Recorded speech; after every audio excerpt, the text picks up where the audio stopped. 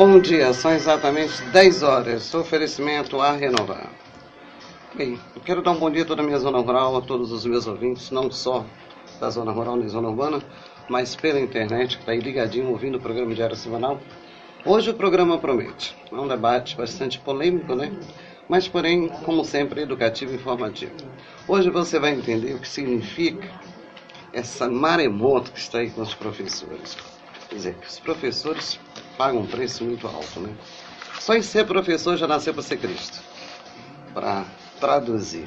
E hoje nós vamos falar sobre essa remuneração, esse diferencial de salário que está assim, mais embolado do que jogador em campo estranho. Ninguém entende nada, as pessoas falam muito, explicam pouco. Gostaria de dar um alô todo especial a todos os meus colaboradores que me ajudam a manter esse programa. Mas lembrando a vocês o seguinte, vim até aqui, chegar até aqui, eu agradeço primeiramente a Deus. Quero agradecer a todos vocês que hoje se disponibilizaram a sair de suas casas para vir prestar serviço à comunidade, à população. Hoje você vê, um dia que um juiz pode estar em casa descansando, está aqui, né? Prestando serviço para a gente, de boa, conversando. Acho que acordou, ele estava bem cansado, quando era tarde ele estava dormindo até tarde. Deve ter sido assim bem difícil. Quero agradecer a todos vocês, a Renovar Utilidade para o seu lar, Quitanda do Bairro, magnífica em sabor, melhor café da manhã, bem aqui ao lado do Grupo Correio. Farmácia Santa Cruz, você precisa, tudo que você quer, você tem. Tertúlia Churrascaria, venha saborear o melhor churrasco de Marabá. Alô, toda a equipe aí do Tertúlia. Dr. Tiago Barros, nefrologista. Dr. Marcelo Berman, dermatologista. Dr. Carlos André, cardiologista. Doutora Naira Souza Silva. Óticas Helena e JJ Motos.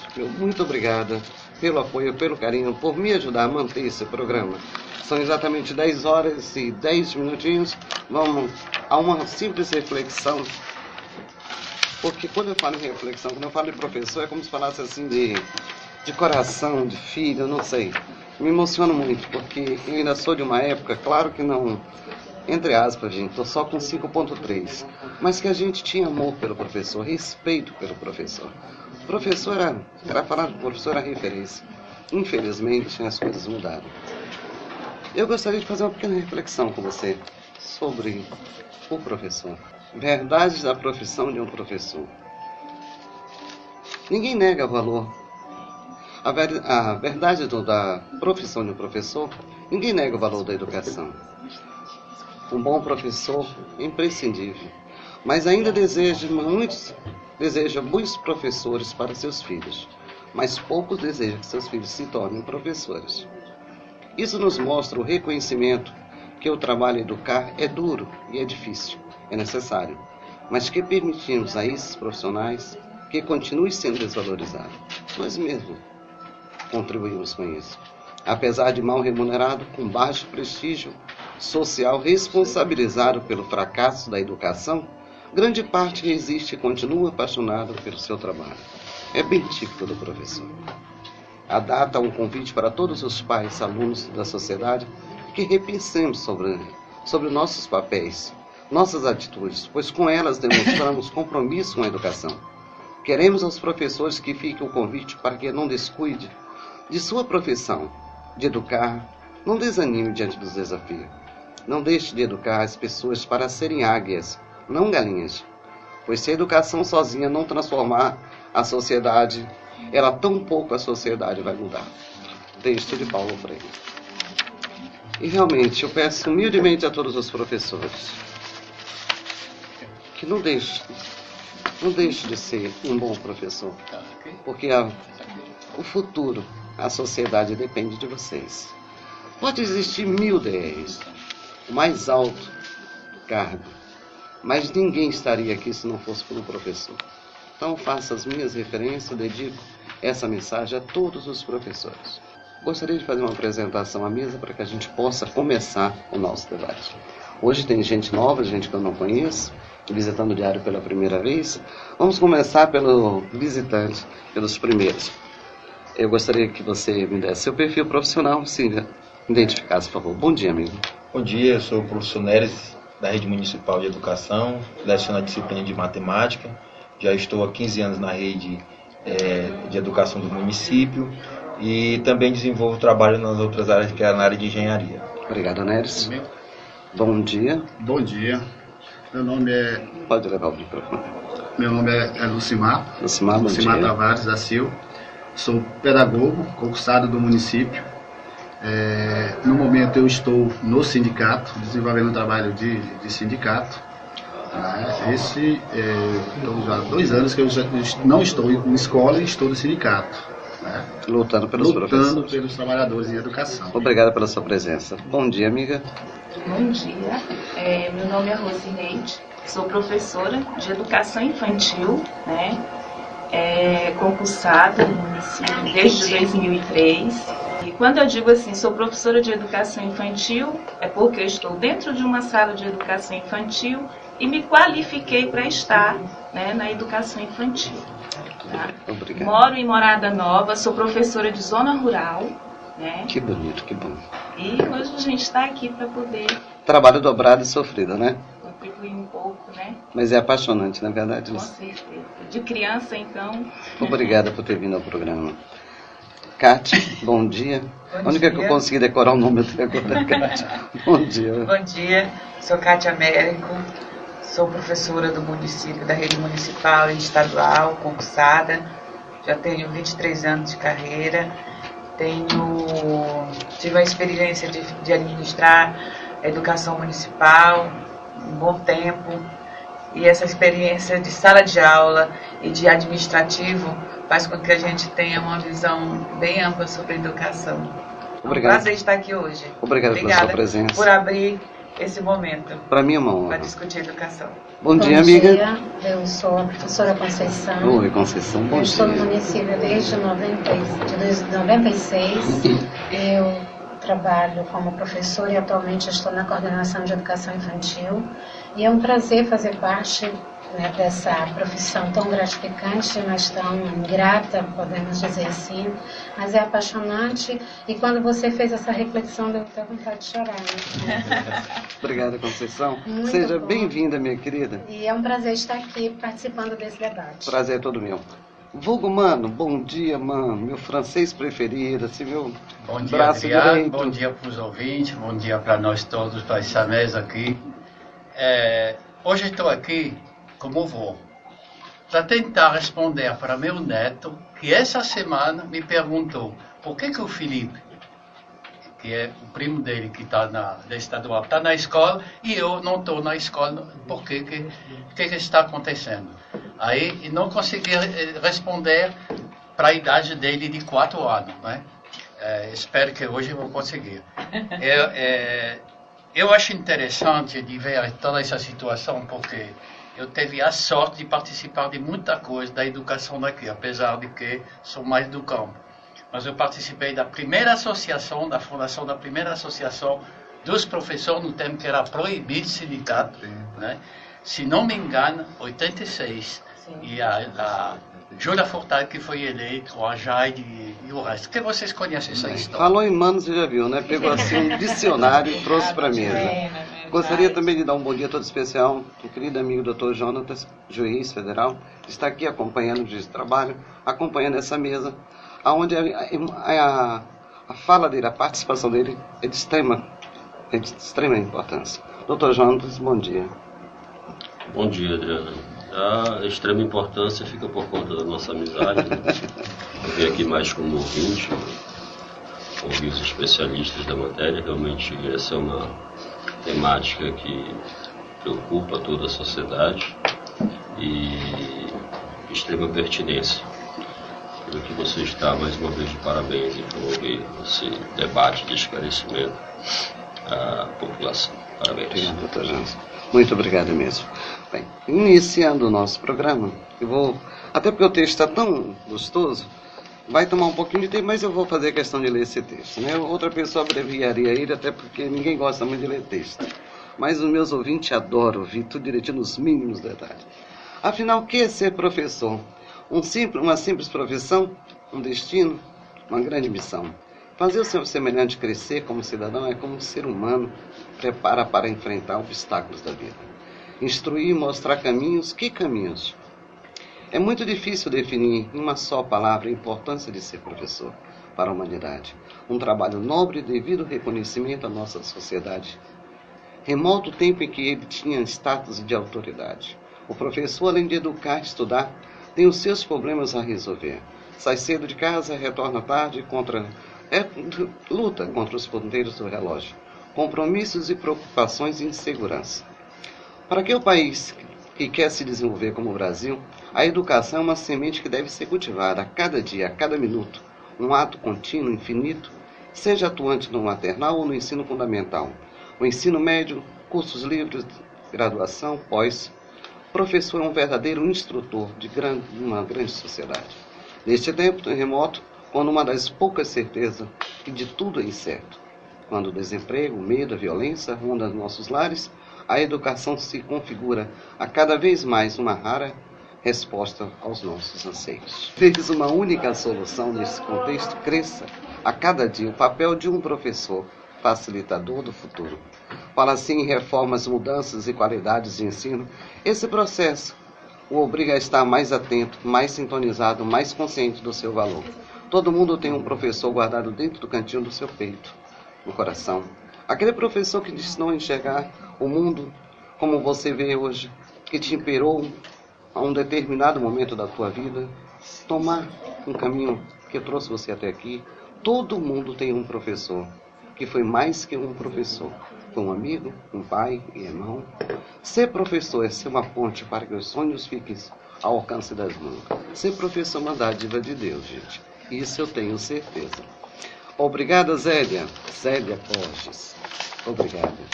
Foi realmente um texto maravilhoso, Zélia. Parece que você tirou de dentro do coração. Obrigado. Esse oferecimento de Dr. Tiago Barros, nefrologista, e Dr. Carlos André, cardiologista. Oferecimento do texto de hoje. Vamos dar início ao nosso bate-papo. Já não falamos nenhum debate, mas sim um bate-papo. Gostaria de colocar a mesa aqui para vocês. No início do texto que eu li agora, o texto que li há pouco foi colocado uma pergunta sobre o que é ser um professor.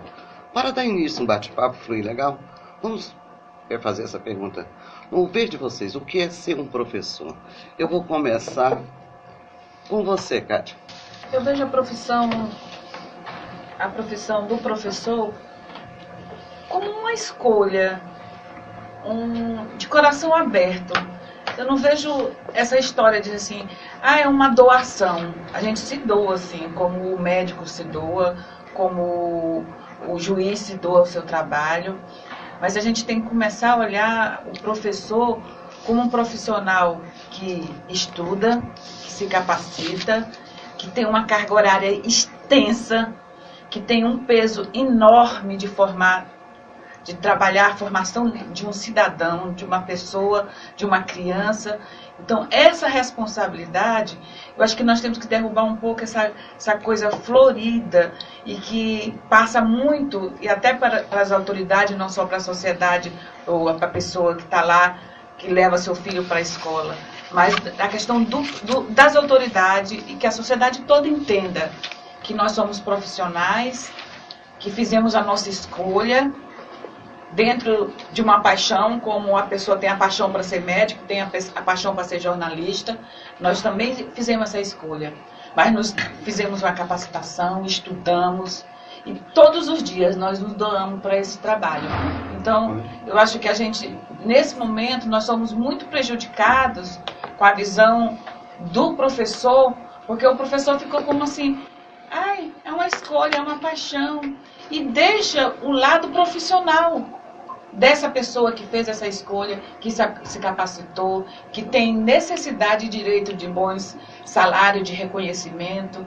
Então, eu vejo o profissional da educação, um profissional hoje que tenta a todo momento esse reconhecimento da sociedade. E até porque com as mudanças, se o professor não se atualizar, não acompanhar, praticamente ele não vai em outros conseguir momentos, nós tínhamos esse reconhecimento. Eu acho que isso vem todo desde do início da nossa história do magistério. Que a sociedade reconhecia, que a sociedade tinha uma referência como professor, mas em remuneração nós nunca fomos reconhecidos. Então, essa discussão do papel do professor, eu sempre fui muito crítica nisso. Porque nós nós precisamos tirar essa coisa que nós somos aquele profissional que escolheu, que merece só ser citado de vez em quando pela sua importância. Mas na hora de discutir a carreira do professor, os compromissos do professor, as metas do professor, a qualidade desse professor, essas coisas vão ficando para segundo plano. Então, nós somos uma profissão, nós somos um profissional como médico, como juiz, como engenheiro, dentro das suas escolhas de cada um, mas dentro da sua qualidade da nossa profissão. Bem atuante na Praia Real. Mas eu quero saber da Conceição. Gostaria de fazer a mesma pergunta, Conceição. Para você, o que é ser professor? Bem, Adriana, toda essa paixão que a Kátia falou não deixa de não existir, né, no papel do professor. Mas, assim, eu vejo que, acima de tudo, né, essa escolha está muito intrínseca dentro da paixão e que o profissional ele precisa ser valorizado. Como a Kátia falou, desde o início do magistério, a gente teve, sim, uma certa valorização de reconhecimento de pessoa, mas não de profissional. E hoje a gente tem buscado esse reconhecimento tanto de pessoa como de profissional, e a gente tem visto o que tem acontecido, né? A sociedade, eu digo assim, o poder público tem banalizado a profissão de professor, embora a gente tenha visto no governo federal, a gente vê entrevista, vê propaganda para incentivar o professor, mas hoje você pergunta para alguém se quer ser professor e ninguém quer. Né, por conta dessa desvalorização. E ser professor é a coisa mais bonita que existe. Quando você vê uma criança lendo, quando você vê uma criança fazendo uma história, ainda que seja do faz de conta, como a gente vê isso muito na educação infantil, ele pega um livro e vai ler sem estar lendo, isso é fantástico, né? Só quem é professor que sabe o quanto que isso é prazeroso, mas a sociedade ainda não viu isso. E a gente, às vezes, fica muito triste por essa falta de reconhecimento que a gente ainda não tem, né? Hoje, a gente foi comparado, e eu não quero desprestigiar e nem desvalorizar os nossos colegas do Gari, nas profissões, mas que o professor, ele não tem que ganhar. Compara um salário de um Gari com um professor. E a gente tem estudado, a gente tem, assim, deixado família, deixado sonhos para correr atrás dessa profissão, para qualificar pessoas, porque é formar pessoas, já diz na própria LDB, né? E hoje a sociedade tem visto a escola como um espaço de guardar, de cuidar dos seus filhos, mas não de educar, não de escolarizar, né? Porque a educação também é da família.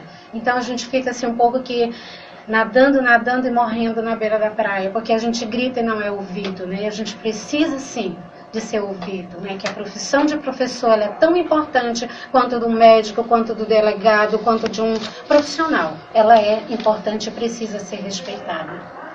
Obrigado. Muito obrigado. Dando continuação, eu gostaria de fazer uma primeira pergunta aqui, começando com Neves, né? O que é o plano de carreira e remuneração? O PCCR, esse plano, segue a consolidação das leis do trabalho? Depois eu gostaria até que o Dr. Jones participasse. Mas me fale do plano de carreira. O plano de carreira, ele é uma lei, vamos dizer assim, no âmbito municipal e dentro da administração pública, que rege quais serão as vantagens dos profissionais que estão exercendo uma função pública. No caso do professor, o plano de carreira, ele estabelece qual vai ser a remuneração dele e o que ele vai ter ao longo da carreira que vai melhorar o seu salário. Basicamente é uma lei que é feita para que o professor tenha a segurança de que ele vai iniciar a sua carreira com um nível salarial, que ele vai, ao longo dessa carreira, obter vantagens legais. Então, basicamente, no município nós temos 3 planos de carreiras. Atualmente nós temos um, mas dentro da categoria de profissionais da educação, nós temos três planos de carreira que foram, vamos dizer assim, em 2011, foi aprovado um novo plano de carreira que absolveu os demais planos de carreira com alteração. Então, o município hoje tem um plano de carreira para os profissionais da educação, que a gente coloca PCCR-PE, que é o plano de carreira, cargos e salários dos profissionais da educação. Então, quando a gente usa esse termo profissional da educação, isso está remetendo à LDB, né, que lá estabelece quem são os profissionais da educação e quem não são profissionais, e quem não são quem são as pessoas que não fazem parte dessa classe de professores ou de educadores. Com relação, é meio complicado você comparar uma legislação que é feita para a iniciativa privada, que o doutor pode falar muito bem. A diferença é muito grande, porque os objetivos finais são diferentes. A educação ela é uma responsabilidade do poder público, então certamente há certos itens, há certos pontos que são garantidos ao profissional da educação que não são garantidos para outros que são da esfera privada. Até porque a gente sabe que o professor, existe a lei do piso nacional, que também está previsto, é uma série de legislação que o plano de carreira absorve para garantir a melhoria salarial do professor. Mais alguém gostaria de participar dessa pergunta? Sim. É importante ressaltar... Lucimar, isso. O PCCR, com a LDB de 96, a Lei 93/94, quando ela é criada, ela já cita a importância dos planos de carreira. A importância de carreira mesmo, ou seja, é um item essencial, né, que o servidor, que o trabalhador tenha uma carreira. Então, em 96, ela cita isso. Em 2008, com a lei do piso, também é essencial que todos os municípios e estados do nosso país tenham um plano de carreira. Tá? Hoje, a princípio, só se falava em plano de carreira para os profissionais do magistério, né, que são professor, coordenador, diretor, orientador e o vice-diretor. Hoje, já se tem, né, a ideia é que expanda e todos os profissionais da educação façam parte do plano de carreira da educação. Infelizmente, no município de Marabá, em 2011, nós lutamos, mas nós não conseguimos enquadrar todo mundo. Mas nós já ampliou. Além dos profissionais do magistério, nós temos no nosso plano hoje os auxiliares de secretaria, que também já têm uma carreira. Deixar bem claro que o plano de carreira segue todas as normas, até porque não pode ferir. Nós temos que seguir a Constituição, nós seguimos a LDB, a lei do fundo. A lei do Fundeb. Agora, o plano, como se diz, é carreira. Não tem lógica você criar um plano sem que ele tenha carreira. Então, hoje diz muitas coisas que o nosso plano é inconstitucional, principalmente em relação às nossas promoções. E isso não é verdade. Confunde a sociedade, estão confundindo todo mundo, porque a Constituição de 2008, ela veda a ascensão profissional. Ou seja, você faz, até 2008, um servidor público fazia um concurso público e pronto. Ele era médico, aí ele fazia engenharia, ele poderia ser engenheiro. A Constituição de 2008 veda isso daí. Mas ela não veda a promoção. Você tem um cargo e dentro do cargo você pode e deve correr de carreira. E todos os profissionais têm. Um exemplo para vocês pegam, por exemplo, o cara faz um concurso, faz a ESA, para terceiro sargento do Exército. O cargo dele, sargento. Mas dentro da carreira dele, ele pode chegar até subtenente. Ele não faz concurso para subtenente, ele não faz concurso para segundo sargento. Então, isso que dizem por aí, que o nosso plano é inconstitucional em relação às promoções, não é.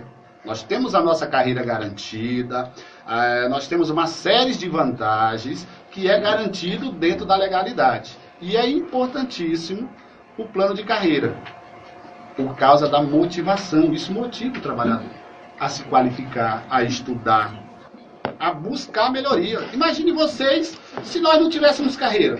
Eu entro no município como professor de nível médio, aí eu pergunto para vocês, eu vou estudar para quê? Eu não vou sair dali. Daí para vocês compreenderem a importância do plano de carreira. Nós temos o nosso plano ele é legal, ele é constitucional e ele hoje ele é importantíssimo para a nossa categoria. Doutor João, você gostaria de participar dessa pergunta?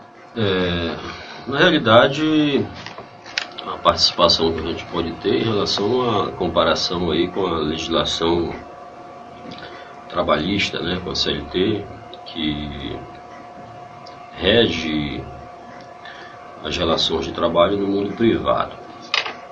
Eu não conheço a miúde detalhadamente o plano de carreira dos servidores, né? da educação. No que toca à CLT, ela é um plano básico, ela é um patamar, certo? Abaixo daquilo ali, para ser bem claro, em português bem claro, não pode. Apesar de suas excelências, os nossos congressistas hoje estarem tentando e atentando contra esse patamar, não pode. Aquilo ali é o mínimo de sobrevivência do trabalhador. Então, eu não conheço o PCCR e não gostaria de emitir uma opinião cabal sobre isso. Mas imagino que também o plano, assim como para os trabalhadores da iniciativa privada, para os trabalhadores da iniciativa, ou melhor, do setor público, ele também seja um plano básico, um plano abaixo do qual não possa, né? Um plano respeitado, evidentemente, os ditames constitucionais, porque você não pode estabelecer regras que violentem a Constituição, mas abaixo dali não pode, tá certo? E hoje o que se vê, na verdade, por força de uma conjuntura econômica, de um modelo econômico neoliberal que atenta contra o nosso bem-estar desde os anos 80, e pode ter sido agudizado neste governo, mas no governo Dilma mesmo, eles já estavam atentando, no segundo governo Dilma muito especialmente, já estavam atentando contra o direito dos trabalhadores, reduzindo, criando dificuldades para o seguro-desemprego, os benefícios previdenciários e tudo mais. Então, isso é resultado de um processo global, não é municipal, não é nacional, é o sistema. E é preciso atentar contra isso, e neste particular, eu acho que vou poder me expressar mais à frente, é preciso efetivamente resistência dos trabalhadores, tanto da iniciativa privada como do setor público. Lena, queria só fazer uma intervenção com relação ao plano de carreira especificamente. Quando os planos de carreira dos profissionais da educação eles foram implementados nos municípios, ou no município de Marabá, que nós estamos discutindo nessa manhã, houve uma discussão. Isso passou por uma avaliação jurídica. O município tem uma procuradoria, tem profissionais que avaliam essa questão constitucional, e nós acreditamos que quando isso foi discutido naquele contexto, havia a possibilidade, e esse é um dos entrames do plano que se discute, inclusive a atual gestão, que é com relação aos professores que fizeram concurso para nível médio e depois foram promovidos para nível superior. Na verdade, essa discussão ela já foi superada lá atrás, né? Bem lá atrás, isso foi avaliado constitucionalmente por outras instâncias, na segunda instância, no desembargo, no Tribunal de Justiça do Estado, e isso foi entendido que o professor, por exemplo, o professor da Universidade Federal, do Sudeste do Pará ou da UFPA, anteriormente havia uma dificuldade muito grande de ter mestres e doutores. Então, normalmente se fazia o concurso para professor de nível superior, para dar aula na universidade ou nível especialista. Normalmente esses professores ingressavam, como ingressam até hoje, eu tenho colegas que ingressaram no programa de mestrado e de doutorado. Então, apesar deles terem feito o concurso, né, para professor de nível superior, mas a carreira dentro da universidade possibilitou eles ingressarem nos programas de mestrado e doutorado. Mesmo que a universidade depois oferecesse vagas nos concursos posteriores para mestre e para doutor, mas eles tiveram a carreira garantida. A mesma coisa aconteceu com o município em 96, quando veio a LDB e posteriormente os programas de capacitação, os professores que eram considerados leigos fizeram pedagogia de nível superior e tiveram a gratificação pela formação de nível superior. O debate está bom, tem muita pergunta ainda para fazer. Nós vamos a um breve intervalo. Esse bloco foi oferecimento da Óticas Helena, que é a Schuyler, produtos cosméticos. O que eu mais gosto da Schuyler é que ela não usa animais para teste, já está provadíssimo, né? A gente volta já. Churrascaria Tertúlia oferecendo. 10 horas e 45 minutinhos, informou a doutora Nayara, doutor Carlos. Agora imagine só, 10h45, até o meio-dia para discutir um tema tão complicado, tão polêmico como esse. Mas vamos continuar no início o nosso debate. Para você que ligou o rádio agora, você está aqui ouvindo um programa diário semanal Se você quiser pegar essa entrevista desde o início, você acessa www.marabadiario.com, é o blog, você vai ver não só as fotos, como os vídeos e também toda a entrevista, para você que não tem tempinho de ouvir o rádio. Então você fica à disposição na internet. Gostaria de lembrar a todos vocês o seguinte: por que, engraçado, a pergunta, não sei como vocês vão responder. O professor iluminado, quem criou e quando criou? O que é o professor iluminado? Porque criaram, né, essa denominação. Eu não sei nem como explicar, né? Mas eu queria entender também o que é o professor iluminado. Daria para vocês traduzir para uma linguagem bem popular? Quem fica com ela? Sim, Você, Kátia. eu começo, né? Acho que os meninos podem completar.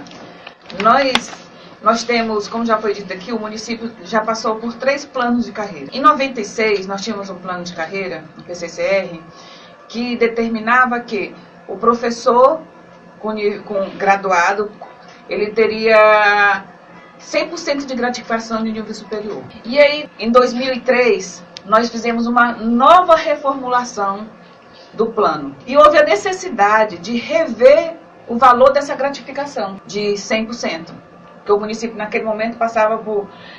Em 96, nós só atendíamos as séries iniciais e a educação infantil da educação básica. Correto. Em 2000, o município municipalizou e passou a atender até as séries finais da educação básica, que é até o 9º ano, que era a 8ª série no passado. No ensino fundamental. Então, nós saímos de uma gratificação de 100%, em 2003 nós tivemos que rever com a reformulação do plano para 50%. Só que esse professor que já estava na rede, concursado, foi garantido a esse professor que ele não perdesse os direitos que ele teve quando ele passou no concurso, e o edital dizia que ele teria 100% de gratificação de nível superior, 15% de pós-giz, toda essa história aí. Ainda tem o pós-giz. Mas isso aí acabou, naquela época. Agora nós passamos por um plano de PCCR de 2013, que passou a regular que o professor com nível superior teria 50% de gratificação de nível superior. Esse professor que entrou em 2006, regido pela lei de 96, foi criado uma vantagem pessoal. Que nessa vantagem pessoal estava garantido lá dentro o direito adquirido dele, que era os 100% de gratificação. Ficou lá. E passamos para o plano de 2003. Quem entrou para o concurso de 2003 ou quem teve a promoção a partir do plano de 2003... Aí começa a iluminação. Isso. Ele já não tem mais direito a 100%. Ele só tem direito a 50%. Mas, luz aí. Aí o que Adriana... Mas a luz está cara, a CEPA tá carinho, não tá energia, não tá... Aí, eu não entendi nada, só falou iluminado. O que aconteceu? Esse professor que entrou a partir de 2003, ele começou a dizer assim, por quê? Por que esse professor... Mas o que está embutido nisso é a garantia do direito adquirido que esse professor teve quando entrou em 2000, em 96, em 95, em 94, que o governo teve que respeitar, por força da lei, o direito à questão salarial desse servidor que já estava na rede, que já era concursado e que tinha uma carreira. Diz uma coisa, mudou para gratificação pessoal. Doutor Jânio está perguntando. Uma vantagem pessoal, está lá no nosso plano. Vantagem pessoal é que cada um tem um valor diferenciado pelo seu tempo de serviço. Quando você muda o nome, você perde o histórico e as pessoas ficam sem saber. Isso, houve esse problema. Mas e aí chegou o plano de 2011, que também já foi uma outra história. E para discutir essas diferenças nesse plano, eu não participei muito, porque eu já estava na escola, mas foi difícil, né, Lucimar? Vocês no sindicato para discutir isso junto com a categoria. Porque essa palavra que iluminado já tinha criado um racha na categoria, uma maneira pejorativa e que maltrata muito os servidores. Porque nós não nos apropriamos de nada. Nós temos um direito adquirido nosso, porque nós tínhamos uma carreira quando foi criado o plano de PCCR. Porque quando eu passei em 2000 no concurso público municipal, o meu edital, o edital que eu fiz o concurso, garantia 100% de gratificação. Porque o PCR vai garantir 100%.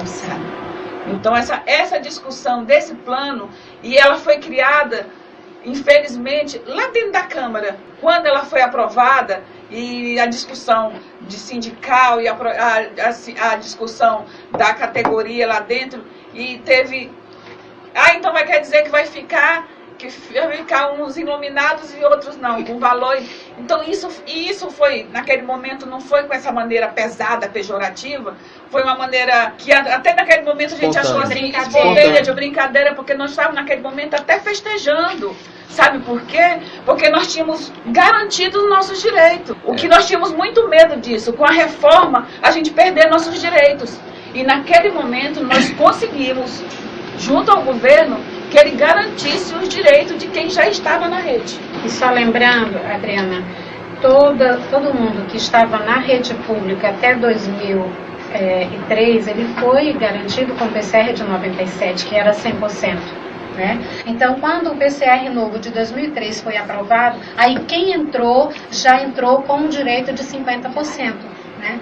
Então ficou um grupo, né, que é um grupo que eles, né, pejorativo, né, de iluminado, de chamar de iluminado, e que causou essa ciumeira na equipe, no grupo, né, de ganhar esse valor. Como também uma pessoa me procurou e disse, Adriana, existe a classe A, B e C. Não entendi, mas depois a gente vai discutir mais lá na frente. Mas, Adriana, todo plano, se você pegar o plano dos funcionários do Banco do Brasil, lá eles já têm vários planos de carreira. E quem entrou em 2000 é atendido por um plano que lá tem várias garantias. Se você pegar a universidade, do plano das universidades federais também. Então, essa realidade não é só a realidade do município de Marabá ou da educação. Foi até imposta até pelas leis que foram criadas. Nós tivemos a LDB que determinou que todos os municípios tivessem plano de carreira. Aí veio a lei do fundo, também já em 97 e 96, também que era o Fundef, que determinava que os municípios construíssem seus planos de carreira. Aí veio a lei do piso, que 2008. Também exige que em 2008 que os municípios, até aquele momento, já reformulassem, porque os municípios, desde 96, já era obrigatório ter um plano de carreira. Então, essa determinação de carreira, essa existência de um plano de carreira, ela vem já há muito tempo. E o município não cria nada novo. Ela segue uma regulamentação, uma orientação do Ministério da Educação. E só lembrando que mesmo dentro do plano tem valores diferentes, salários diferentes. Porque... Inclusive, já aproveitando que você vai tocou nesse assunto, você aproveita e me complementa. De acordo com o portal da Transparência, há uma disparidade salarial muito grande entre os professores com a mesma formação. Carga horária, salário de 11 mil a 3 mil reais. Qual é a lógica para essa diferença? Vamos aproveitar, vamos... É isso que a Kátia estava falando do plano de 97, né, que foi o primeiro plano que foi feito no município, que esse plano, como as escolas eram poucos professores, e o próprio lei, a RJU fala que era 100%, né? Então ficou esse 100% para o professor. Quando foi aumentando o número de escola, né, a necessidade, a universalização, aumentou o número de profissionais. Então se percebeu que ia estourar, não ia dar conta de pagar 100%. Então o que foi? Dentro da lei, das legislações, isso também não foi por acaso, o município não pode pagar, não vamos pagar. Foi dentro de uma lei, a gente olhou as leis, o que se podia fazer, então se pagou 50%. Aí ficou a gratificação de nível superior de 50% em 2003. Ficou o grupo de 97 até 2003, antes do plano ser aprovado, com 100% de gratificação. E de 2003 para cá, com 50% de gratificação. E aí, Adriana, é bom a gente lembrar que mesmo dentro da carreira existe o tempo de serviço. Quando se fala em classe A, B e C, o professor que está entrando hoje, talvez é esse que ele estitula, classe A, que está com um piso, né? Que ele não tem carreira, porque nós temos aí o nosso o tempo de serviço aí, o probatório, né? Que é para ele poder começar a carreira dele, que no plano diz aí que é 3 anos, que é o nosso tempo. Depois de 3 anos que ele está na rede, que vai começar a contar o tempo dele. Então, esse 3 anos ele fica com um piso. Aí ele vai dizer que ele é a classe A, talvez ele ganha esse 2.000, né? Mas ele, no edital está dizendo, está explicando como é que é a carreira do professor, o próprio plano fala isso. Quando passa de 3 anos, ele começa a correr, né? A carreira dele começa a valer, aí vem a promoção, né? Aí vem a questão da vertical e da horizontal, né? Que ele vai ganhando esses direitos. Hoje, que está com 11.000, a professora está já prestes a aposentar, né? Com 23 anos, 25 anos, está esperando aí só a idade, porque ainda não Você chegou. entendeu o porquê dessa mesa? Que a população em fora não ouve, não entende desse jeito. Primeiro que em 2003, nós que não estávamos na rede, nós tentamos de todas as formas que não fosse aprovado esse plano dessa forma. Para nós, naquele momento, né, a prefeitura ainda tinha condições de pagar os 100%, para deixar bem claro que não foi um consenso. Principalmente porque já estava marcado um concurso e quem estava planejando fazer o concurso articulou-se, só que nós não conseguimos reverter isso daí. Tudo bem. A lei, deixar bem claro, hoje fala em direito adquirido, tem até umas controvérsias, mas que seguiu a Constituição quando diz que o salário é irredutível. Então, para deixar bem claro, nós não temos nós não fazemos leis. O trabalhador não faz lei. O plano de carreira, ele é pensado, ele é discutido, mas o legislativo aprova e o executivo sanciona. Então tem que parar com isso, porque depois que a lei foi sancionada, não jogue para nós uma responsabilidade que não é nossa do plano. Quem tem a responsabilidade de fazer impacto financeiro, de fazer estudo, isso é o executivo. E se foi aprovado, eu acredito que é porque tinha condições de pagar. Sobre a questão dos salários, é interessante hoje. O que nós temos no nosso plano hoje que é básico? Nós temos a ATS, Adicional de Tempo de Serviço. Isso é para todos os servidores do município. Para a educação, o que nós temos? Nós temos uma carreira horizontal. O que foi aprovado a partir de 2011? Que a cada 3 anos, o servidor passará por um processo de avaliação e, depois disso, ele terá uma gratificação de 5% a cada 3 anos. Vocês entenderam? Isso já está valendo de 2011 para cá. Nós temos algumas gratificações da educação. Nós temos a gratificação de diretor, nós temos a gratificação de vice-diretor e nós temos a gratificação de regência. Então, para você compreender um salário, você tem que saber quando é que esse servidor entrou. Como eu falei para vocês fora do ar, a cada 2 anos, o servidor tem direito a um adicional de tempo de serviço de 3,5%. Então, vocês imaginem, se um servidor já está chegando no final com 24 anos, ele já tem direito a 12 adicional de tempo de serviço de 2,5%, certo? Se eu não me engano, dá 40%. Se ele for um diretor de escola de grande porte, hoje, esse diretor tem uma gratificação garantida no plano de 60%. Se ele for um graduado, ele tem 50% de gratificação de nível superior. Se ele for um pós-graduado, ele tem uma gratificação de mais 25%. Se ele for um mestre, ele tem uma gratificação em cima do graduado de 100%. Um doutor seria 150%, mas não temos nenhum na rede. Então, para compreender esse salário, e aí para as pessoas falar do salário de um servidor da educação, ele tem que explicar para a comunidade como é que esse cara está enquadrado na carreira. Porque senão aí é maldade. E nós não concordamos e achamos injusto qualquer pessoa ir para a televisão e dizer como pode um professor ganhar mais de 5 mil reais. Gente, isso é um absurdo. Isso é um absurdo. E é demagógico quando eles vão para a televisão em época de campanha e diz que a educação ela é essencial e prioridade. Se é prioridade, por que um professor não pode ganhar acima de R$5.000? Que crime! E aí a gente volta, Adriana, até naquela primeira pergunta que tu fizeste sobre o que é ser professor. Eles criaram uma ideia, e aí alguns teóricos também eles fazem uma diferenciação do professor, o profissional da educação, e o educador. Até poucos tempos atrás, eles diziam que o professor é o mal, que nós temos que ser um educador, que nós temos que desenvolver a nossa profissão por amor. Gente, claro que nós temos amor por nossa profissão, claro que nós temos amor, mas acima de tudo, nós somos pessoas, que nós precisamos de uma remuneração digna, nós precisamos sustentar a nossa família. E eu sempre digo o seguinte, todos nós somos educadores, mas nem todos são professores. Agora, todos os professores é um educador. Acima de tudo, nós somos um profissional, nós temos uma carreira, né? Nós temos um trabalho que nós temos consciência da nossa importância dentro da sociedade e nós queremos desenvolver isso da melhor maneira possível. Agora, da forma que estão tentando fazer com a gente, fica impossível. Nós queremos respeito e queremos sim que coloque a educação como importância e que respeite os servidores da educação. Nós precisamos ter condições de trabalhar, porque senão, pessoal, fica difícil cobrar da gente qualidade. As coisas andam junto. Então, o que nós queremos é isso. Você entendeu? Uma outra coisa. Quantos pais, nesse momento, formaram sua opinião? Agora, você entendeu? Porque vocês estavam sendo vistos como vilões. E ninguém estava entendendo esse negócio de iluminado. Onde é quem é quem? Se falava normalmente em dinheiro, em verbas, quem ganha mais, quem ganha menos, né? E hoje a gente está conseguindo explicar aqui melhor. Eu queria ouvir você.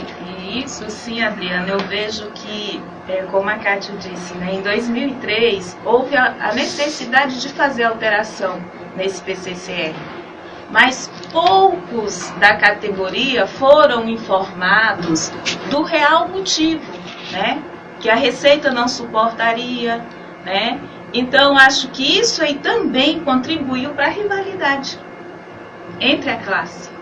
Ficou fechado. Sim. Determinado público. Foi discutido, mas não chegou a todos os profissionais. Né? Entre aspas, né? panos quentes. Não foi bem esclarecido, Né? talvez. Não foi linguagem esclarecido. bem popular. Talvez tenha sido discutido sim, porque eu entrei em 2013 no exato Momento. no quente da mudança, né? Uhum. Mas assim, vendo a luta, observando, estudando a luta, né? Eu não tenho porquê, professora, né? Não tenho porquê, assim, olhar para a colega que era contemplada, que foi contemplada por um plano anterior, né? É um direito dela, né? Eu acho que se a categoria, toda a categoria, ela fosse bem esclarecida nesse sentido, ela iria lutar para igualar, né? E não para criar esse apartheid aí entre educadores, Isso né? dificulta, né? Isso dificulta, sim, a luta. Dificulta. E como dificulta? Eu tenho ouvido, assim, de colegas, né? A gente tem escutado. Eu não entrei nesse grupo dos 100%. Bem, fazendo assim que tem muita gente simples nos ouvindo, e até uma maneira assim, muita gente aí que talvez, o Adriano está falando de uma linguagem assim, um pouco tosca. Não, preste bem atenção, uma linguagem bem popular. No fritar dos ovos, o que a gente quer dizer, que eu ouvi que uma pessoa me colocou, é que tinha uma turma, entre aspas, só era privilegiada quem estivesse naquela turma. Tinha os excluídos, né?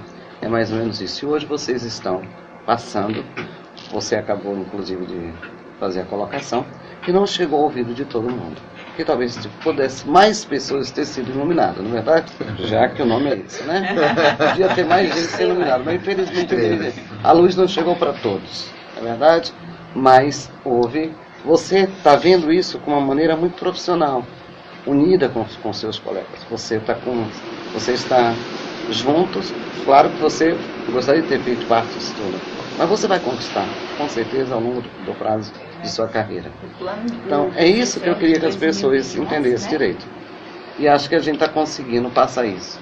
Mano, você gostaria de participar?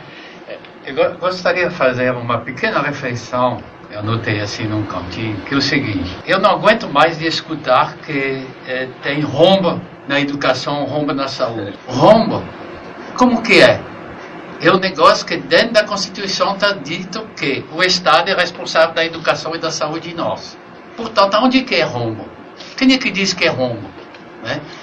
Onde é que se vê que investimento é rombo?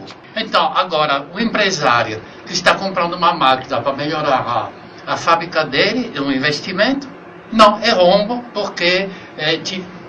E por que cada vez que tem questão da saúde, ou questão da educação, quando se discute salário, sempre é para botar para baixo? E por que não para cima? Isso. Né?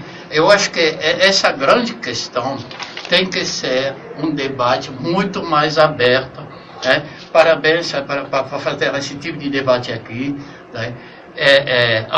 Onde nós temos espaço que a gente não sabe utilizar. Né? O espaço do Conselho de Educação, o Conselho Municipal de Educação, os conselhos escolares, né? Quantos diretores se omitem de fazer conselho escolar com os pais, onde é explicado professor, aluno, e etc, etc. Eu acho que são esses espaços que temos que construir, porque aí vai ter comunicação, aí vai ter informação, aí vai ter até compreensão e solidariedade. Agora, do jeito que está dando, jogando, vamos dizer, iluminado com concursado, com contratado, com terceirizado, com não sei o que, essa aqui a gente não vai sair nunca desse debate. Então, só isso aqui que eu gostaria de dizer, relembrar por detrás, educação é investimento. Não me vem dizer que é rumo. Concordo com o Manuel Vanberg. As perguntas foram um pouco atropeladas por vocês, né? Me saíram da pauta, mas tudo bem, o importante está fluindo legal. Eu só gostaria, vou resumir sempre assim em duas, para ver se surge você começar um pouquinho. Explicar o que é o Fundo de Manutenção e Desenvolvimento da Educação Básica, a valorização dos profissionais, já foi até discutido aqui, educação do Fundeb. Como ele é aplicado nos municípios. E você já aproveita o que foi o decreto 152, o que ele diz, esse mesmo decreto foi revogado pelo 153. Como ficou a situação atual do professor? Vamos discutir essas duas aqui, fazer uma rodada aqui. A questão do financiamento da educação, né? O doutor Jonas até falou sobre a questão da crise e está diretamente ligado à questão do financiamento. O que ocorre? O financiamento da educação no Brasil, ele se dá principalmente pelo Fundeb na educação básica, né, que é o Fundo de Desenvolvimento da Educação Básica. Além do Fundeb, existem outras fontes de receita, que é o PENAI, que é o Programa Nacional de Alimentação Escolar, o PENAT e outros programas que no governo do PT, eles trabalhou muito com essa questão de programas.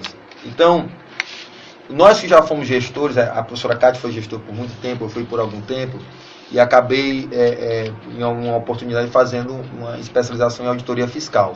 Então, assim, os gestores, de fato, têm uma dificuldade muito grande, a partir da lei de 2008, que é a lei do piso nacional, e essa discussão foi em âmbito nacional, chegou até o Supremo, que é com relação à questão de pagar o piso nacional do professor. E foi considerado, inclusive, constitucional, a lei do piso.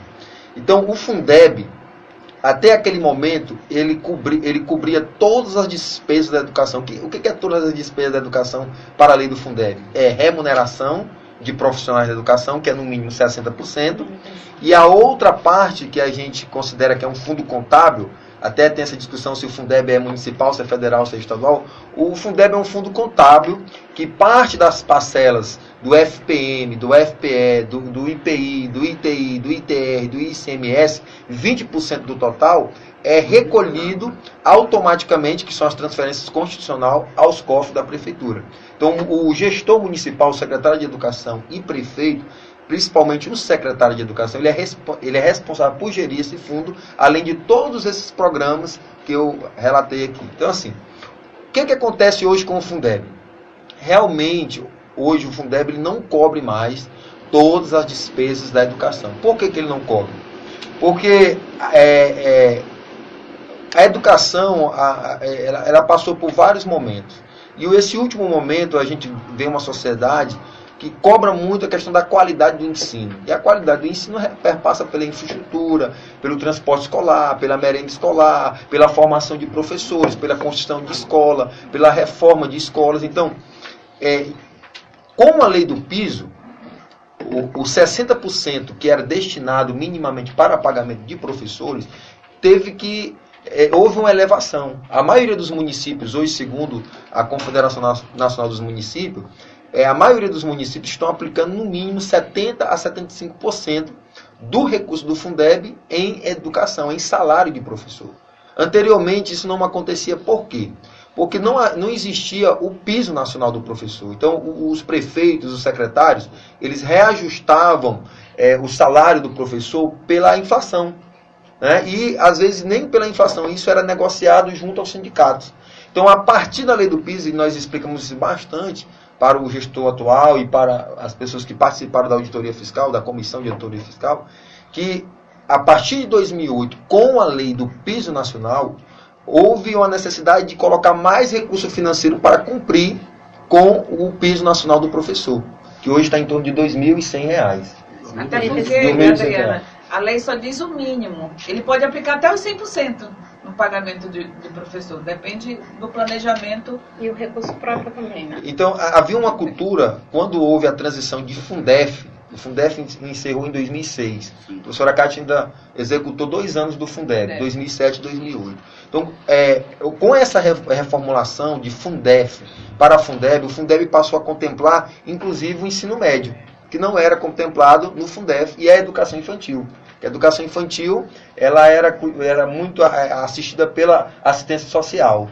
Então, assim, esse acúmulo de responsabilidades, que é o que mais os prefeitos reclamam, que o município fica com todas as responsabilidades, realmente tem um certo fundamento. Agora, no caso específico aqui do município, quando nós fizemos a auditoria, nós verificamos que grande parte do estrangulamento do recurso ele se deu por decisões administrativas. Né? Ou seja, hoje nós temos uma folha de concursado, nós temos um repasse médio de Fundeb em torno de 14 milhões. Então hoje o Fundeb ele tem uma parte que é a complementação da União, ou seja, os municípios são cerca de 9 estados da federação que recebem a complementação da União. O que é a complementação da União? É um recurso que o governo federal complementa, esse é o termo correto, porque esses estados não têm arrecadação suficiente para completar a receita anual do Fundeb, então o governo federal ele repassa a complementação da União. A partir da lei do PIS de 2008, e para a parte do Nordeste, o estado do Norte, Maranhão, isso, Bahia. porque grande parte do recurso do Fundeb estava financiado pelo ICMS e pela complementação da União. Como a gente como o nosso estado não é um estado muito industrializado, então a grande questão é essa. Abre mão de Isso, exatamente. Então, assim, hoje nós temos um repasse de Fundeb em torno de 14 milhões para uma folha de concursado em torno de 14 milhões. E aí entra o dilema, que é a discussão que existem uma parcela, pelo menos de 25% a 30% dos profissionais que estão nas escolas que são contratados. Isso, no relatório de auditoria, nós ficamos há quase 6 meses na Secretaria fazendo esse trabalho, existe uma folha de contratado de em torno de quase 3 milhões de reais. Né? Então, assim, esses 3 milhões que a gestão coloca é exatamente a folha de contratação, que o Fundeb não cobre. Porque o Fundeb ele cobre legalmente toda a despesa com concursado, especialmente com o pessoal que estão nas escolas. Hoje a folha de concursados profissionais de educação em sala de aula é em torno de 9 milhões. Então, quando foi feita essa discussão, aí entra a história do decreto, que aí o prefeito, no final do ano passado, ele entrou essa discussão, e logo em abril, em uma reunião, março, abril, uma reunião em um determinado local, o prefeito comunicou que estaria utilizando esse decreto, fevereiro, estaria utilizando esse decreto para uma defesa no âmbito judicial, porque havia um atraso de repasse do Ipazemar, onde surgiu toda essa crise financeira, na verdade, se deu decorrente de não repasse ao Ipazemar, que chegou a quase 35 milhões de reais, quase 40 milhões. Nesse momento estava 14 milhões. Nesse momento estava 14 milhões. Então, foi atribuído à educação foi atribuído à educação essa crise financeira do município, ou seja, existe uma folha salarial altíssima, esse é o discurso da gestão, existe uma folha salarial altíssima, e que essa folha é a folha da educação, a folha de pagamento da educação, que impossibilitou ou que está impossibilitando o município fluir com obras, com outras coisas, porque a gestão teria que complementar com cerca de 3 milhões de reais. Então, aí se emitiu esse decreto, o prefeito baixou esse decreto, que é o decreto de número 152, o polêmico decreto que deflagrou a greve, uma greve no mês de fevereiro, não é isto? E o prefeito tentou explicar que esse decreto não tinha efeito prático, apenas efeito para fins de defesa junto à justiça, né, junto à sua defesa prévia. Só que o que o sindicato entendeu, o que os profissionais da educação entenderam? Que ou um decreto ele é feito para ter uma validade efetiva, ou ele não tem efeito nenhum. Não existe possibilidade de você baixar um decreto e dizer, olha, esse decreto não tem efeito prático, né? Então isso gerou uma instabilidade na categoria. A partir desse momento, nós entramos em um processo de negociação. Que seria essa estabilidade aqui? Alguns professores do concurso 2003 passaram a condições de iluminados. Por que essa iluminação não aconteceu a todos os concursos? Pois é, aí no olho desse furacão, e aí entrou que aí existiu um grupo de servidores, aí veio à tona essa questão, né, que já estava há muito tempo superada, que grande parte dessa questão era porque havia um grupo de servidores na educação que inflacionava a folha da educação, que seriam os iluminados. Depois, esses iluminados não deixaram de ser só aquele pessoal anterior ao concurso de 2003 e passou a ser os servidores que ganhavam um salário acima de 5 mil. Né? Então entrou todo mundo, olha, todo mundo que ganha salário acima de 5 mil, então agora é iluminado. Que na verdade, no nosso plano de carreira... Alguém rotulou isso. Rotulou, então ampliou. O termo iluminado foi ampliado não só para os professores que assumiram o concurso antes de 2003, mas para todos que ganham ou que estavam ganhando salário acima de 5 mil reais. E quando o atual prefeito que voltou ao cargo, ele foi afastado pela justiça, o que assumiu novamente, agora no final de junho, né, ele baixa um decreto, que é o decreto 153, retroagindo. Na verdade, ele retroagiu toda a carreira dos profissionais da educação, especialmente aqueles que assumiram o concurso até 2003. A professora Cátia, inclusive, pode acrescentar informações sobre isso. Cátia, uma das coisas que eu vi muito aí fora, que até para que as pessoas possam até ajudar, no sentido de vocês, essa luta, porque se todos os pais tivessem consciência exatamente da clareza que está sendo colocada aqui, talvez você sabe que o povo, quando ele quer se unir, quer ajudar, até porque vocês fazem parte, né? É a segunda família de qualquer aluno, né? Sair de casa, a responsabilidade do professor. A queixa é, por que eu tenho a mesma carga horária? Eu dou aula no mesmo colégio, e meu salário eles também. O que você diria para essas pessoas, para que os pais pudessem entender? Porque eles colocam os pais na defensiva, entendeu? Que vocês... Oh, meu Deus, é difícil falar para não gosto de Pode falar, denegrir a imagem de ninguém. Tipo assim, você trabalha na zona rural, eu achei bonita a sua colocação. Você se colocou numa situação que você respeita a sua colega que está aí, mereceu tudo que ela está ganhando hoje, né? Mas você também poderia estar fazendo parte do grupo, infelizmente não deu certo, mas você respeita. Você não usa isso como uma coisa que te incomoda, que você fica espiziando. Então eu te digo assim, o que a gente diria para os pais que acham que vocês, vamos tirar as palavras iluminadas, que eu não estou gostando desse trem, são privilegiados e outros não. Tudo aqui foi explicado nos mínimos detalhes, não é verdade? Adriana, pode falar. Adriana, eu queria ainda voltar um pouquinho só para responder a questão do Mano, sobre a questão do rombo na educação, né? E eles tratam a educação como problema, né, e não como investimento, principalmente a educação pública. Primeiro, a educação é investimento. Se você investe na educação, todos os outros índices sociais melhoram. Então, é investimento. né? Então, qual é o grande problema hoje, mano, do município? O Nelis explicou a questão do Fundeb. Eu vou só voltar numa coisa para vocês entenderem o Fundeb com mais tranquilidade. O Fundeb é baseado por aluno. No final de cada ano, o governo federal cria-se uma tabela de valor aluno anual. Só para vocês terem uma ideia, e aí é um problema. Hoje nós temos consciência de que o Fundeb hoje ele já não consegue financiar a educação, ele é insuficiente, nós sabemos disso, entendeu? Nós compreendemos isso. É claro que não tira a responsabilidade dos gestores que administram mal os recursos, que usam de forma incorreta os recursos. Para vocês terem uma ideia, uma criança hoje, uma creche parcial, ela custa R$ 2.739,65 ano, entendeu? Então tu pega toda a matrícula de um município, em cima desses valores, tu multiplica e dá o Fundeb. Marabá, nós temos hoje, matriculado na rede, 56 mil alunos. Com o valor aluno. Só pode concluir. Com o valor aluno que dá um Fundeb, a previsão de Fundeb para Marabá esse ano, 165.883.000 reais, os quebradinhos. Então, esse é o Fundeb. Agora, para entender mesmo o Fundeb, pessoal, nada mais do que o que diz a Constituição. A União não pode investir menos do que 18%, os estados 25%, os municípios 25%. O Fundeb é isso. Então, pega essa obrigatoriedade dos 25%, entendeu? E aqueles estados que essa arrecadação é insuficiente, a União vem, porque o valor aluno não pode ser menor. Então, vem a complementação.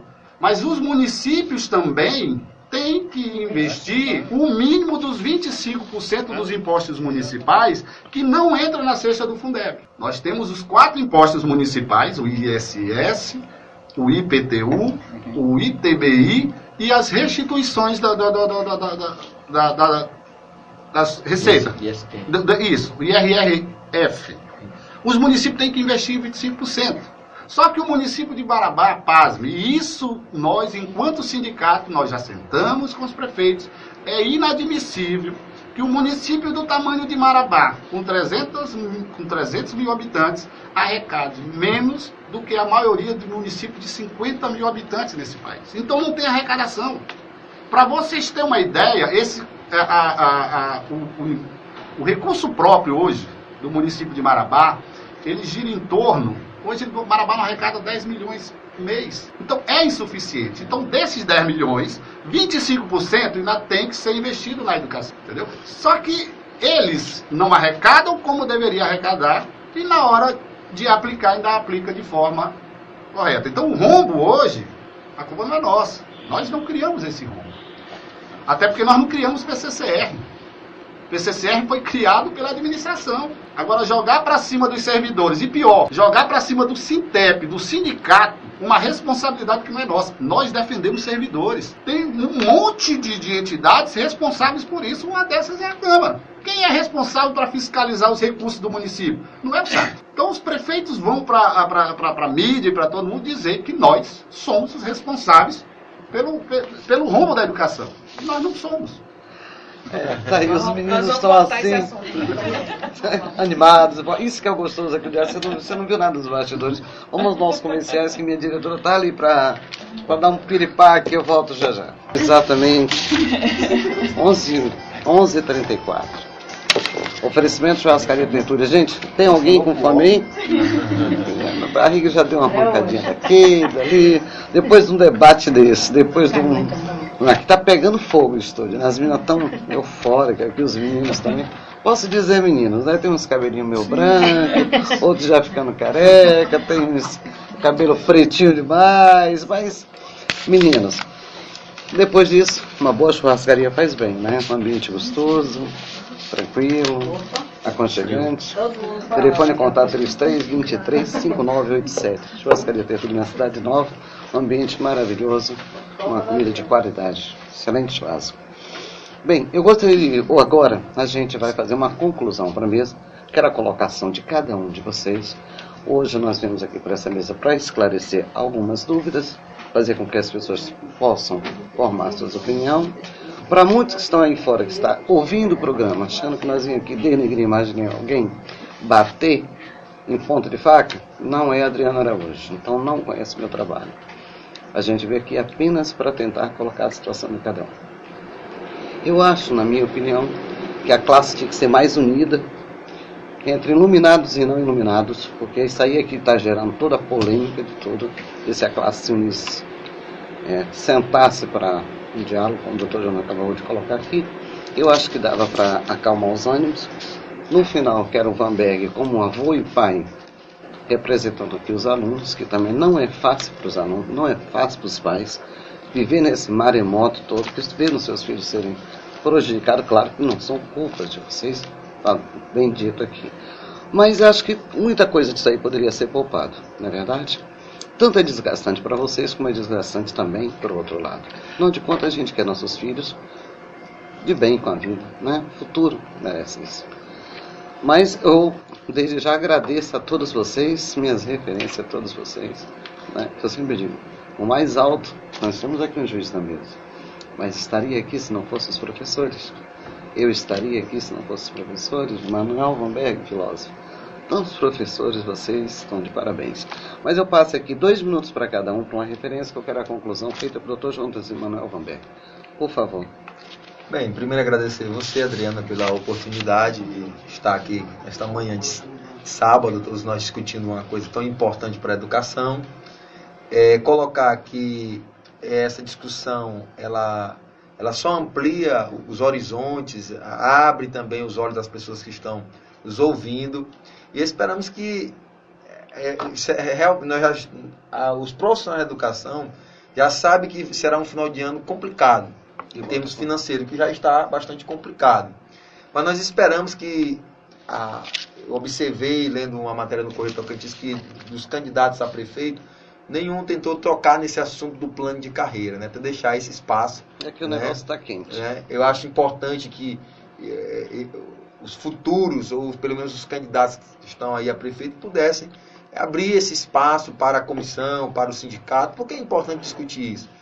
Levando em consideração que nós somos conscientes, nós temos a consciência de pessoas aqui que estão participando desse debate, que já foram gestores, que têm conhecimento de como as coisas funcionam, que estão dispostos a contribuir, não atrapalhar a discussão, porque ela já está bastante prejudicada, no sentido de que os alunos hoje estão sem aula, não há uma perspectiva de um bom final de semestre para os alunos, e que a gente se coloca à disposição para poder também contribuir, como a gente já vem contribuindo, no sentido de estar nos colocando à disposição. Agradeço a todos os colegas que estão aqui. Muito obrigado.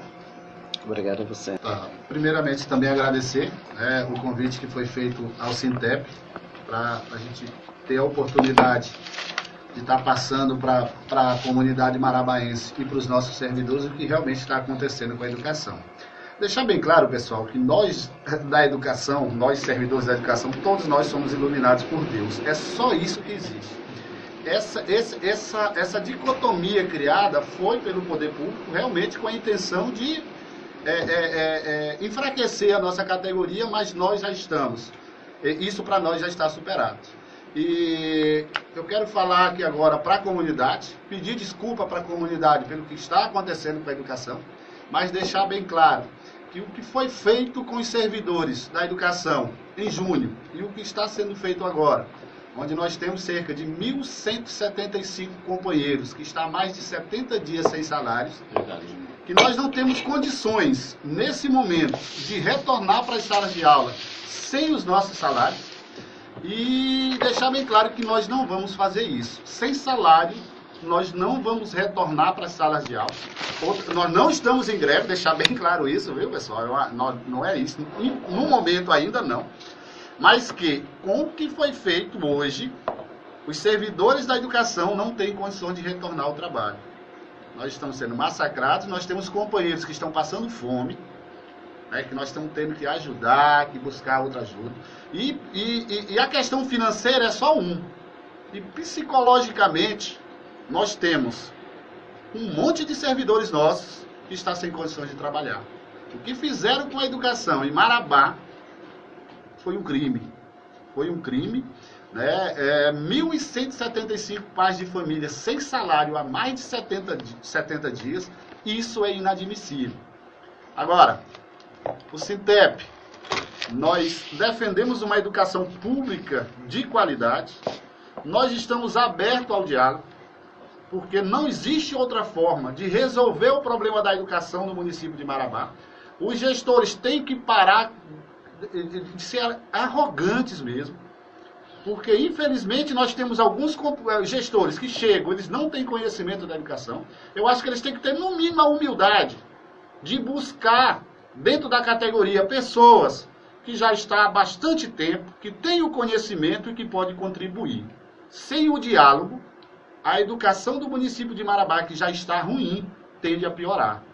Mas nós, enquanto Sintep, representantes da categoria, nós estamos abertos e esperando para dialogar com o gestor municipal. E, demais, muito obrigado e nós estamos à disposição.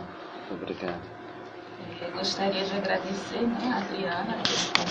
Você falou um pouco, mas falou muito bonito aquela hora. Rosineide, né? Isso. E, assim, com a perspectiva que eu tenho, eu não queria ser pessimista, mas até o final desse ano letivo, né, eu vejo prejuízo, né, para as crianças, para os alunos, eu vejo prejuízo. E assim, como o Nelis colocou, né, até o momento nós estamos aí em período eleitoral, até o momento, né, eu não vi nenhum dos que estão candidatos, né, querer trazer essa discussão. E aí, assim, eu faço um apelo, né, assim, que o próximo gestor que vier, ele tenha muito cuidado, que ele trate com mais carinho a situação, porque nós temos profissionais da educação que estão doentes, né, por conta dessa toda a situação. Tem colegas que ele não consegue, né, não está conseguindo mais administrar essa situação e ele acaba carregando todo o peso para si. Cheguei a conhecer então, assim, pessoas que estavam no psicológico por causa disso. Sei, eu sou casada, tenho um marido que tem um outro trabalho que não é educação. Fui afetada pelo corte perdi 75%, né, nesse corte daquele decreto. 75%, mas, assim, que fatia grande. Meu Deus, já é pequeno, ainda tira 75%. Sobrou o quê? Assim, graças a Deus, né, eu tenho um equilíbrio bom. Que né? bom. Mas assim, tem colegas que estão, então assim, ó, pelo mesmo, né? Pedir assim, cautela, cuidado para os anos vindouros aí, né? 4, 8 anos a gente não sabe como é que vai ficar essa nova gestão que está por vir, mas que tenham cuidado e que tente resolver a situação, né? Porque Agora, só o cuidado, pelo cuidado, né, fechar os olhos para a situação, mas tentar mesmo uma solução. Mas que essa solução ela tenha que ser discutida com a categoria, né, com todo mundo convencendo. Agora é que eu digo, vocês, o tempo todo, inclusive você, a gente se enfatizou que ninguém quer tomar parte, candidatos aí. Aí eu pergunto para a população que continua, você tem direito de errar, a vida toda mundo tem direito de continuar errando. O futuro dos nossos filhos é responsabilidade nossa. Não pediram para nascer, não é verdade? Aí eu me pergunto, por que continuam voltando errado? Por que continuam berganhando? Por que continuam se corrompendo e corrompendo o político? A pergunta fica para todos os pais, né? Os jovens me procuraram, Adriana, queria um debate com você. Eu falei, só com autorização dos seus pais. Mas minha mãe quer que eu vote nesse cano, fulano, que é compadre. Eu falei, manda tua mãe plantar batata lá no asfalto quente, porque se ela errou e continua errando, o problema é dela, mas ela não tem o direito de induzir a você a continuar errando. Então, gente, eu acho que tem que ter consciência, né? Infelizmente, tudo é em torno mesmo da política, né? Eu espero que as pessoas analisem melhor, prestem mais atenção. Eu não tenho envolvimento em vínculos políticos, mas eu peço para vocês refletir um pouco mais, que educação e saúde é prioridade, né? Eu acho que é impossível. Kátia, 2 minutos para você. Adriana, mais uma vez, obrigado por trazer esse tema tão difícil. É um momento que nós estamos passando. Não tem fim nem começo. Agora... Exatamente. Nós estamos abertos aqui para outros momentos. Mas é um momento que é fundamental que a sociedade comece a pensar. Esse momento que nós estamos próximo de uma eleição, nós estamos chegando ao momento de trocar gestor, e o que a gente espera do próximo gestor é responsabilidade. Responsabilidade com a coisa pública, porque gerenciar um município sem nenhum cuidado, sem nenhum planejamento, ao final de 4 anos, ao final de um mandato, nós estamos percebendo que faltou isso no nosso município. Nós temos um plano de carreira que está sendo atacado por decreto, instrumento utilizado na época da ditadura, e percebemos que essa categoria ela foi ameaçada durante 4 anos, mas sem nenhuma ação direta do gestor para que pudesse mudar completamente essa situação, para que essa situação não chegasse hoje estrangulada dessa maneira, com professores com 70 dias com salários atrasados. Então, a nossa discussão hoje é que a gente possa estar chegando um próximo gestor com essa responsabilidade com a nossa categoria, com essa responsabilidade com a educação do município de Marabá. Que a gente não pensa só em salário, a gente pensa na qualidade de ensino que chega lá na sala de aula, que depende das condições da escola, que depende do salário do professor. Essa discussão aqui, Adriana, e espero que tu abra muito esse espaço aqui para a gente continuar discutindo, porque ainda não completamos todos, né? E eu queria só dar lembrar para a escola onde eu trabalho e pedir desculpa para nossas crianças. Eu sou orientadora da escola José Mendonça Virgulino e eu encontro com nossas crianças e eles perguntam tia, que dia que a gente volta. Nós também estamos com saudade, mas nós estamos nesse momento fazendo com que o gestor ele se responsabilize, ele se sinta culpado. Nós não somos os culpados por nossas crianças estar sem aula. Que o gestor municipal se sinta culpado por isso. Porque faltou gestão municipal nesse momento para que pudesse resolver lá atrás esse problema do nosso plano, o problema das condições da educação. Porque a educação não é só o salário. A educação é o giz que não chega na escola, é a escola que está precisando de cuidados elétricos, de esgoto. Então, todo isso, e hoje a escola está carente de tudo isso, não é só do salário do professor, mas de todas as condições de manutenção da escola, da educação pública de Marabá. Tá certo. Minha querida, me desculpe, chegou o teu tempinho, mas por favor, sua colocação, porque tem Manuel Vanberg, doutor João. Eu também, Adriana, quero agradecer essa oportunidade que você deu para nós, enquanto educadores, que eu acho que Marabá estava precisando ouvir, porque a gente só ouvia do outro lado, mas hoje a comunidade ela pôde ouvir de fato por que a gente está sendo tão humilhado, espizinhado aí na mídia. E você abriu essa oportunidade, muito obrigada, eu sei que foi esclarecedor. A gente precisa de mais momentos desse para falar com a comunidade, com o pai mesmo, aquele que está lá na ponta, para saber de fato que realmente, por que a escola está sem aula, né? Que também nós temos a preocupação, porque como não foi falado aqui, nós não nos preocupamos somente com salário, com condições de trabalho e também com a chegada do aluno na escola. A gente quer estar bem para receber o aluno, para acolher o pai, porque a escola é isso, né? Então está de parabéns e nós estamos abertos. A gente quer também reforçar ao novo prefeito que tenha um cuidado, porque se fala tanto que a educação é a menina dos olhos, então que olhe direitinho, que cuide, porque nós precisamos sim de profissionais sadios, de profissionais que realmente queiram ir para a escola e se sintam bem de estar lá. Obrigada. Obrigada a você. Manuel Vanberg, 2 minutos e o Dr. Jonathan assume a conclusão.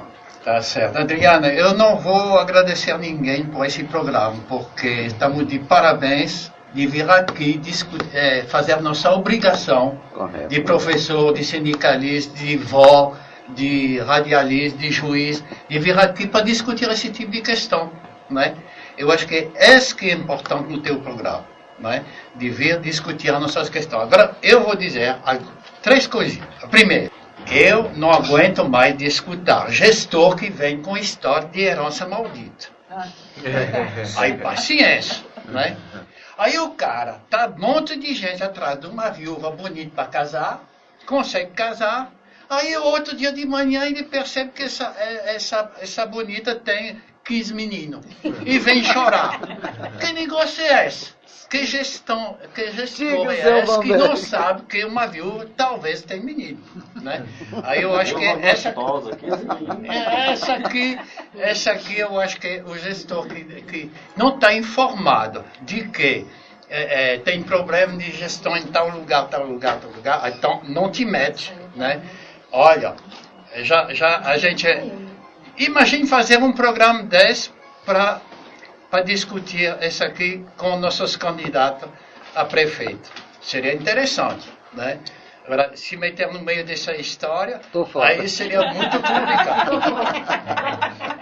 Uma outra coisa, tem que ficar claro o que é isonomia, né? Igualdade de pagamento para salário, para não sei o quê. Sempre tem que lembrar tempo de trabalho, formação, responsabilidade de cargo e etc. Né? E pode ser que aconteça que tem salário de 3 mil e outra de... Agora, não é para rebaixar todo mundo a 3 mil reais. É para ir todo mundo a 11 mil. E pronto. Sempre quando se fala de salário é o bicho da economia. Aonde? E nunca se fala de rebaixar o lucro. Vocês já ouviram falar? Uma proposta, uma lei de rebaixar o lucro de uma empresa, de não sei, nunca. Né? Essa aqui não acontece. Por fim, aí eu não sei, aí a gente fica escutando vocês, cadê as assessorias jurídicas que deixaram apodrecer uma situação como essa? Né? Desde 2003 que a gente podia prever que um dia ia acontecer uma situação dessa. Né? Então, eu acho que é irresponsabilidade de assessoria jurídica fazendo proposta política e eleitoreira de imediatismo. É isso que está dando. E agora, quem é que vai resolver? Né? Então, terminando. Nós temos espaço onde a gente tem que discutir isso aqui, vou repetir cada vez, eu falo no teu programa, não sei, cadê nossos conselhos municipais? É o espaço onde se discute isso aqui, onde deve se divulgar o que está acontecendo, né? Se eu fosse prefeito, a primeira coisa que eu ia fazer, ia montar um colegiado dos conselhos, para poder divulgar o que está acontecendo no município e discutir, divulgar a situação das coisas. Né? É impressionante como esse tipo de coisa que é tão simples, né? Passar informação. Então, vamos lá no nosso programa, passar essas informações. Vou parar aqui e vou poder responder para meu neto. Daqui meia hora vou estar com ele e explicar por quê. Inclusive que os professores nem têm nem condição de estar em greve. Já pensou? Isso aqui é completamente absurdo. Né? Não recebe salário, claro que não tem nem condição de entrar em greve oficial, vamos dizer. É coisa absurda. Então, nunca tinha visto na minha vida uma situação dessa. Mano, muito obrigada. As considerações finais, a conclusão da mesa, doutor João. Gostaria que você analisasse essa conclusão, né? Responsabilidade e num espaço desse curtíssimo, pouca coisa para falar. Bem, amigos, na verdade, no início do programa eu falei em resistência dos trabalhadores, tanto da iniciativa privada como do setor público. E, na realidade, eu gostaria de dizer o seguinte: essa resistência ela pode se dar das mais infinitas formas possíveis. E no final eu queria fazer uma proposta aos professores e dizer-lhes assim do meu privilégio mais uma vez de estar aqui. Os professores Sonelis, Simar, professora Rose, Kátia, Conceição e o nosso filósofo Manuel, eles nos fazem, digamos assim, rememorar os nossos primeiros heróis, né? Os nossos professores são os nossos primeiros heróis depois da nossa família. São as pessoas que inspiram os nossos primeiros padrões de seres e de cidadãos de bem. E eu queria restaurar as noções que para eles são muito comuns, para nós não somos da área de educação, mas de Theodor Adorno, né? Que diz que é um ícone da educação e diz assim: a função primeira da educação é evitarmos a volta, o nosso retorno à barbárie. O que é a barbárie? Nós não, isso talvez não esteja muito presente. Ontem eu vi um outro filósofo, seu parceiro, explicando o que é a barbárie. Isso não é muito comum para a gente, porque nenhum de nós aqui viu guerras, nenhum de nós viu grandes migrações. Nós não estamos no norte da Europa, no norte da África, no sul da Europa, assistindo aquelas grandes migrações do Mediterrâneo. Nós não temos noção efetivamente do que é a falência clássica do Estado, né? O Estado ruindo.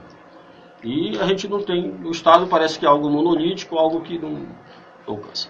E então a barbárie é o quê? É a lei do mais forte, é a ausência, é a não inclusão do mais fraco, né? É a marginalização daqueles que não têm condições, os despossuídos, os que não têm voz e assim por diante. E a história de um bilhete anônimo encontrado após a Segunda Guerra Mundial no campo de Auschwitz, no campo de concentração de Auschwitz, que se dirigia precisamente a esses professores, né? E como você muito bem disse, não fora eles, não haveria o juiz, não haveria jornalista, não haveria os médicos, não haveria os engenheiros. E esse bilhete ele se dizia estarrecido, porque no campo de Auschwitz, esse prisioneiro encontrou engenheiros, encontrou médicos, encontrou enfermeiros, encontrou militares, que tinham sido formados por professores. Você compreende? Que tipo de formação aqueles professores deram àqueles profissionais? É válida essa formação? É válida essa educação? Não é um negócio chocante? Não é um negócio que nos toca? Então, aquela representação, Auschwitz é a representação máxima da barbárie, a representação máxima da exclusão. Então, a função primeira da nossa educação é evitar Auschwitz. Para ser bem claro, usando uma metáfora para que não... Sim. Já? 2 minutos? Não, pode então.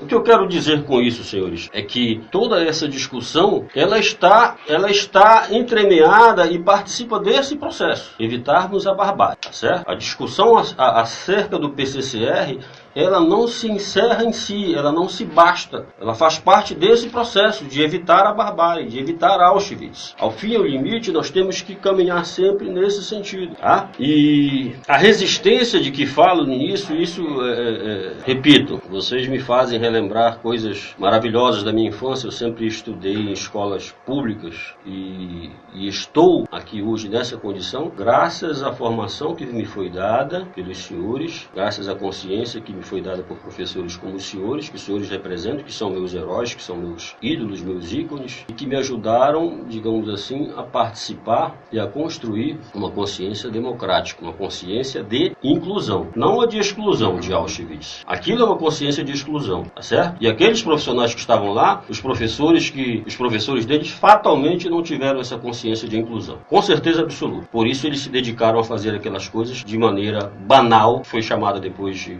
a banalidade do mal, tá certo? Então jamais a nossa educação pode se pretender a isso. Então a nossa resistência tem que ser por isso. A nossa resistência tem que ser essa. Então a proposta que faço hoje, e o apelo que faço aos profissionais da educação, a nossa educação, é que nós ocupemos as escolas, enquanto não se resolve isso, como forma de protesto, abandonemos o nosso conteúdo programático tradicional e vamos discutir a proposta de Adorno. Vamos discutir a proposta de Adorno com os alunos, vamos discutir a proposta de Adorno com o próprio município, chamar o prefeito para dentro, ocupar as escolas, fazer das escolas a nossa ágora ateniense, né? Chamar o juiz, chamar os promotores, chamar os jornalistas para dentro das escolas, que é o espaço de construção de uma sociedade democrática e de inclusão, certo? E talvez por conta disso, nós estejamos vivendo esse processo de desconstrução de direitos e de exclusão que nós estamos assistindo atualmente. Tem um problema orçamentário, falta dinheiro, então os primeiros a perderem direitos são os aposentados, são os trabalhadores, mas ninguém toca. O mundo está enriquecendo, a riqueza está crescendo e está concentrada na mão de 1%. 1%. Ninguém toca, ninguém fala em taxar essa riqueza sobrenatural de 1%. Se fala em tirar direito de aposentado, se fala em tirar direito de trabalhador, se fala em reduzir os problemas de educação, se fala em tirar os problemas da saúde. Você tem uma ideia que você falou assim, o rombo da saúde. O rombo da saúde está na CPMF de 95 bilhões que foi tirada há algum tempo atrás, está na desvinculação da Receita da União, vai piorar a situação da educação, porque vai ser desvinculado agora, não vai ser obrigatório a repasse dos 20%. Aí pronto. Aí realmente, então, tem que ir para dentro da escola e mostrar para os alunos, tá certo? Fora do conteúdo programático ou dentro dele mesmo, tá certo? Essa vinculação com a preocupação primeira de adulto. Muito obrigado pela oportunidade. Eu que agradeço. Fechou com chave de ouro.